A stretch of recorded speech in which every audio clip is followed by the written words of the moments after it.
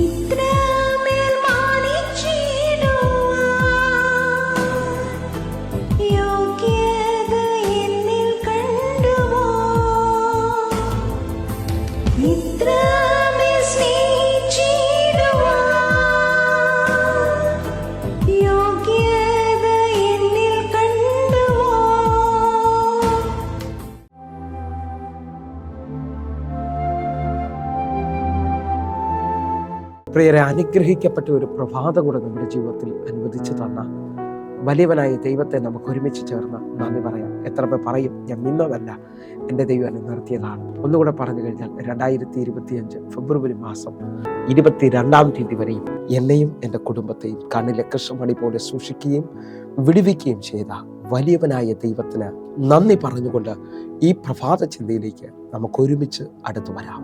നാം മുമ്പോട്ട് പോകേണ്ടതിന് വേണ്ടി ദൈവം നമ്മുടെ ജീവിതത്തിൽ വെളിപ്പെടുത്തുന്ന അടയാളങ്ങൾ. പ്രിയരെ, പ്രാരംഭവാക്യത്തിലേക്ക് വിശുദ്ധ മാർക്കോസ് എഴുതിയ സുവിശേഷം 16-ാം അധ്യായം അതിൻ്റെ 20-ാമത്തെ വാക്യത്തിലേക്ക്.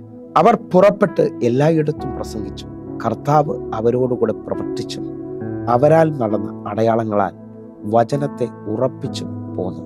പ്രിയരെ, ഈ പ്രഭാതത്തിൽ ദൈവം നമ്മോട് ഇടപെട്ട അനുഗ്രഹിക്കപ്പെട്ട വചനത്തിനായി നമുക്ക് ഒരുമിച്ച് ചേർന്ന് ദൈവത്തിന് നന്ദി പറയാം. ഈ പ്രഭാതത്തിൽ ദൈവം നമ്മോട് സംസാരിക്കുന്നത്, ദൈവം നമ്മെ മുൻപോട്ട് കൊണ്ടുപോകേണ്ടതിന് വേണ്ടി നമ്മുടെ ജീവിതത്തിൽ ദൈവം ചില അടയാളങ്ങൾ വയ്ക്കുമെന്നുള്ളതാണ്. ഒരു ഭക്തന് വേണ്ടി, എന്തിനു വേണ്ടിയാണ് അടയാളങ്ങൾ ഒരു ഭക്തന് വേണ്ടി വെളിപ്പെടുന്നതെന്ന് ചോദിച്ചാൽ, നമ്മുടെ വിശ്വാസം വർദ്ധിക്കേണ്ടതിന് വേണ്ടിയും നമ്മുടെ കൂടെ ദൈവമുണ്ട് എന്ന് നാം തിരിച്ചറിയേണ്ടതിന് വേണ്ടിയാണ്. ഉൽപ്പത്തി പുസ്തകം മുതൽ വെളിപ്പാട് പുസ്തകം വരെ നോക്കിയാൽ ദൈവത്തോടടുത്ത പ്രാർത്ഥിച്ച ഭക്തന്മാർക്ക് വേണ്ടി ദൈവം തൻ്റെ അടയാളങ്ങളെ വെളിപ്പെടുത്തി. ഞാനും നിങ്ങളും വിശ്വാസത്തിൽ വീണ്ടും ബലപ്പെടേണ്ടതിന് വേണ്ടി ഈ പ്രഭാത സന്ദേശത്തിലൂടെ ദൈവം നമ്മോട് സംസാരിക്കുക. ഇതാ വായിച്ചു കേട്ട വാക്യത്തിനകത്ത്, ശിഷ്യന്മാർ പുറപ്പെട്ട് സകലയിടത്തും വചനം പ്രസംഗിക്കുകയും ദൈവം അവരോട് കൂടെ പ്രവർത്തിച്ച് അവർ പ്രസംഗിച്ച വചനം ഉറപ്പിക്കപ്പെടേണ്ടതിന് വേണ്ടി ദൈവം അടയാളങ്ങളെ വെളിപ്പെടുത്തി. നിങ്ങൾ വിശ്വസിക്കാമെങ്കിൽ നിങ്ങളുടെ ജീവിതത്തിനകത്ത് ദൈവം അടയാളങ്ങളിലൂടെ ദൈവം നിങ്ങളെ ഉറപ്പിക്കുകയും ദൈവം നിങ്ങളുടെ കൂടെ ഉണ്ടെന്ന് വെളിപ്പെടുത്തുകയും ചെയ്യും. എന്നെ ശ്രദ്ധിക്കുന്നവരെ പലരും ഈ സമയത്ത് എന്നോട് ചോദിക്കുന്നുണ്ട്, എങ്ങനെയാണ് ഈ അടയാളങ്ങൾ സംഭവിക്കുന്നത്? മാർക്കോസിന്റെ സുവിശേഷം 16-ാം അധ്യായം അതിന്റെ 17-ാമത്തെ വാക്യത്തിൽ പറയുന്നു, വിശ്വസിക്കുന്നവരാൽ ഈ അടയാളങ്ങൾ നടക്കും. എന്നെ ശ്രദ്ധിക്കുന്നവരെ, വിശ്വസിക്കുന്നവരാണെങ്കിൽ നിങ്ങൾക്ക് വേണ്ടി ദൈവം ചില അടയാളങ്ങൾ തുറക്കാൻ പോകുകയാണ്.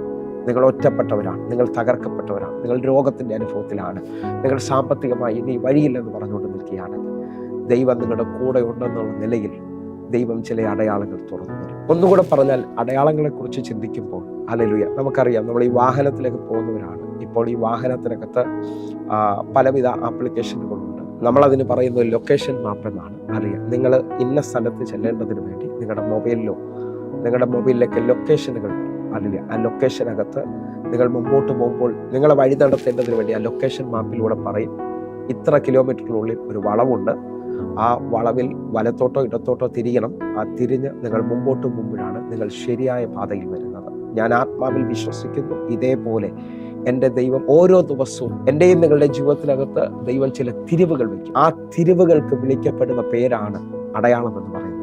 ഒന്നുകൂടെ ഞാൻ നിങ്ങളോട് വിളിച്ചു പറയുന്നു, എല്ലാം അവസാനിച്ചെന്ന് തോന്നുന്ന നിങ്ങളുടെ ജീവിതത്തിനകത്ത് ഈ പ്രഭാതത്തിലും ഇന്ന് പകലും മുഴുവൻ ചില അടയാളങ്ങൾ ദൈവം വയ്ക്കുവാൻ പോകുകയാണ്. അല്ലെങ്കിൽ ദൈവം നിങ്ങളുടെ കൂടെ ഉണ്ടെന്നുള്ള ഉറപ്പിന് വേണ്ടി ഈ നിലയിൽ നിങ്ങൾ ശ്രദ്ധിക്കാൻ പറ്റുമെങ്കിൽ ഹല്ലേലൂയ. 1 രാജാക്കന്മാരുടെ പുസ്തകം 18-ാം അധ്യായത്തിൽ ഇതാ ഏലിയാവ് ദൈവഭക്തൻ, ദൈവപുരുഷൻ പ്രാർത്ഥിക്കുകയാണ്. ഹല്ലേലൂയ. ദൈവമേ, നാളുകൾ അടഞ്ഞു കിടക്കുന്ന ആകാശമണ്ഡലം തുറക്കേണ്ടതിന് വേണ്ടി എൻ്റെ പ്രാർത്ഥനയ്ക്കൊരു മറുപടി തരണമേ എന്ന് പറയുമ്പോൾ തൻ്റെ ഭക്തന്റെ ആൻസറിന് വേണ്ടി ദൈവം ഒരടയാളം വെക്കുന്നത് കാണാൻ പറ്റും. ഹല്ലേലൂയ. 1 രാജാക്കന്മാരുടെ പുസ്തകം 18-ാം അധ്യായം അതിൻ്റെ 43-ാമത്തെ വാക്യം. നീ ചെന്ന് കടലിന് നേരെ നോക്കുക എന്ന് പറഞ്ഞു.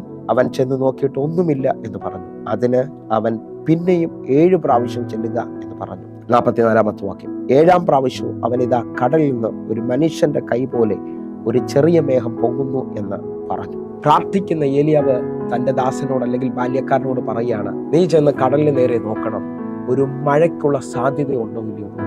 ഇതാ ബാല്യക്കാരൻ മടങ്ങി വന്നിട്ട് പറയാണ്, ഞാൻ ഒന്നും കാണുന്നില്ല. ഏലിയാവ് അവനോട് വീണ്ടും പറഞ്ഞു, നീ ചെന്ന് 7 പ്രാവശ്യം മുടങ്ങാതെ നോക്കണം. 7-ാമത്തെ പ്രാവശ്യം നോക്കുമ്പോൾ കൈ പോലൊരു മേഘം പോകുന്നത് കാണണം. ഇതിനെയാണ് അടയാളം എന്ന് പറയുന്നത്. നിങ്ങൾ വിശ്വസിക്കാൻ പറ്റുമെങ്കിൽ നിങ്ങളുടെ ജീവിതത്തിനകത്തും ദൈവം ചില അടയാളങ്ങൾ, പ്രാർത്ഥിക്കുന്ന എനിക്കും നിങ്ങൾക്കും വേണ്ടി ദൈവം കൈ പോലെ ചില മേഘങ്ങളെ വെളിപ്പെടുത്താൻ പോകുകയാണ്. ഒന്നുകൂടെ ഞാൻ നിങ്ങളോട് വിളിച്ചു പറഞ്ഞാൽ, നിങ്ങളായിരിക്കുന്ന പട്ടണത്തിൽ ഇന്ന് നിന്ദിക്കപ്പെട്ട അനുഭവത്തിലായിരിക്കാം നിങ്ങൾ എന്നെ കേൾക്കുന്നത്. ഹല്ലേലൂയ. എല്ലാ നിലയിലും വല്ലാത്ത ഭാരത്തിലായിരിക്കാം നിങ്ങൾ കേൾക്കുന്നത്. അങ്ങനെ കേൾക്കുന്നവരോട് ഇന്നത്തെ വചനത്തെ വ്യക്തമായി ഞാൻ വിളിച്ചു പറയുകയാണ്. ഹല്ലേലൂയ. ഇന്നത്തെ വചനം ഞാൻ നിങ്ങൾക്ക് വേണ്ടി ഒരു പ്രോമിസ് വേർഡായിട്ട് തരികയാണ്. 86-ാം സങ്കീർത്തനം അതിന്റെ 17-ാമത്തെ വാക്യം. എന്നെ പകയ്ക്കുന്നവർ കണ്ട് ലജ്ജിക്കേണ്ടതിന് നന്മയ്ക്കായി ഒരടയാളം എനിക്ക് തരണമേ. യഹോവേ, നീ എന്നെ സഹായിച്ച് ആശ്വസിപ്പിച്ചിരിക്കുന്നുവല്ലോ. എന്നെ കേൾക്കുന്ന ഓരോരുത്തരും ഈ വചനത്തെ മുറുകെ പിടിക്കണം. നിങ്ങളൊരു നിന്ദാപാത്രമാകുവാൻ ദൈവം സമ്മതിക്കത്തില്ല. ഹല്ലേലൂയ. നിങ്ങളുടെ ജീവിതത്തിനകത്ത് എന്തെല്ലാം നിലകളിൽ എതിരുണ്ടെങ്കിലും ഈ വചനത്തെ മുറുകെ പിടിച്ചുകൊണ്ട് എന്നെ പകയ്ക്കുന്നവർ കണ്ട് ലജ്ജിക്കേണ്ടതിന് നന്മയ്ക്കായി എനിക്കൊരു അടയാളം. ഹല്ലേലൂയ. എൻ്റെ കൂടെ ദൈവം ഉണ്ടെന്നും ഹല്ലേലൂയ ഞാൻ ആ ദേശത്തിൽ ജയം പ്രാപിക്കുമെന്നുള്ള ഉറപ്പാണ് ദൈവം വയ്ക്കുന്ന അടയാളം. ഹല്ലേലൂയ. ആ അടയാളങ്ങൾക്ക് വേണ്ടി നമുക്ക് ഒരുമിച്ച് പ്രഭാതത്തിൽ പ്രാർത്ഥിക്കാം. നമുക്ക് കണ്ണുകൾ അടയ്ക്കാം. ഞങ്ങളെ സ്നേഹിക്കുന്ന ഞങ്ങളുടെ നല്ല ദൈവമേ, പൂർണ്ണ ഹൃദയത്തോടെ ഞങ്ങൾ ഒരുമിച്ച് ചേർന്ന് പ്രാർത്ഥിക്കുന്നു. കർത്താവേ, ഇന്ന് എന്നെ കാണുന്ന ഓരോ ദൈവമക്കൾക്കും മുമ്പോട്ട് വഴി കാണിക്കേണ്ടതിന് വേണ്ടി നന്മയ്ക്കായി ഒരു അടയാളം അങ്ങ് ചെയ്യണം. ഞങ്ങളുടെ കരം വെളിപ്പെടുന്നതിനായി സ്തോത്രം. അങ്ങയുടെ വലിയ കൃപ ഞങ്ങൾക്ക് വേണ്ടി വെളിപ്പെട്ടതിനായി നന്ദി. ഒരുമിച്ച് പ്രാർത്ഥിക്കുന്നു. കേൾക്കണം പിതാവേ. ആമേൻ, ആമേൻ. പ്രിയരെ, ഈ പ്രഭാത സന്ദേശം നിങ്ങൾക്ക് അനുഗ്രഹമാകുന്നുവെങ്കിൽ നമ്മുടെ യൂട്യൂബ് ചാനൽ സബ്സ്ക്രൈബ് ചെയ്യും, അതേപോലെ തന്നെ ഫേസ്ബുക്കിലേക്ക് നിങ്ങൾ ജോയിൻ ചെയ്യണമെന്ന് ഓർപ്പിക്കുന്നു. നിങ്ങൾക്ക് ഈ കാണുന്ന നമ്പറുകളിൽ വിളിച്ച് നിങ്ങളുടെ പ്രാർത്ഥന വിഷയങ്ങൾ അറിയിക്കുവാൻ കഴിയും. എങ്കിൽ എല്ലാ ദിവസവും വൈകിട്ട് 6 മണിക്ക് നമുക്ക് സൂമിൽ ആരാധനയുണ്ട്. നിങ്ങളെ ഞാൻ ക്ഷണിക്കുന്നു. കർത്താവ് നിങ്ങൾക്ക് വേണ്ടി വലുത് ചെയ്യട്ടെ. അടുത്ത ദിവസം കാണുമ്പോഴേക്കും കർത്താവ് നിങ്ങളെ മാനിക്കട്ടെ. God bless you. ആമേൻ.